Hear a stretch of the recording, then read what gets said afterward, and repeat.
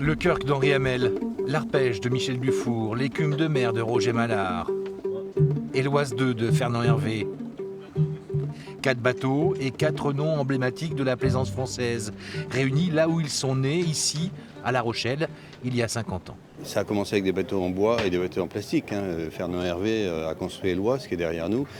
Il est en bois. À côté, il y a l'Arpège, il est en polyester. Donc il y a toujours ces deux matériaux qui cohabitent. Ce qui est intéressant, c'est que les gens qui viennent ici, que les visiteurs et puis les chantiers, voient un peu l'évolution des bateaux.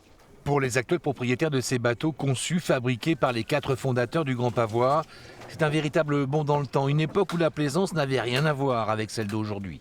Je l'ai découvert à Paris au Salon Nautique en 69, je suis tombé amoureux, mais je n'avais pas du tout assez de sous pour acheter un bateau comme ça. J'en ai rêvé toute ma vie et je l'ai acheté il y a 35 ans maintenant, j'ai réussi à m'offrir ce bateau mythique. C'était pour moi un rêve de gamin, enfin du gamin, j'avais 20 ans à l'époque. Bien sûr, par rapport au bateau moderne qu'il y a ici, c'est beaucoup moins confortable, c'est beaucoup plus spartiate. C'est un bateau très inconfortable, mais très marin.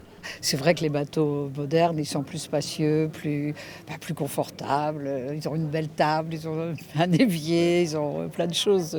Une belle douche, un beau cabinet de toilette. Bon, c'est vrai que c'est confortable pour la croisière quand même, faut pas nier ça. Mais bon, on est habitués. Et l'Oise 2 en a fait aussi des milles sur l'Atlantique. Aujourd'hui, 10 copropriétaires se la partagent et la fait vivre, comme Maëva qui a grandi à bord et qui est aujourd'hui à la barre. Moi, je navigue dessus depuis que je suis petite fille, depuis que j'ai 8 ans. C'était un rêve pour moi d'être propriétaire et de skipper ce bateau. Voilà, c'est des bateaux qui sont très très attachants parce qu'ils ont une très belle histoire. Et l'Oise 2, l'éclair en patois charentais, comme ses 3 autres acolytes, derniers survivants d'une autre époque, seront à visiter durant ce Grand Pavois, le 50e du nom.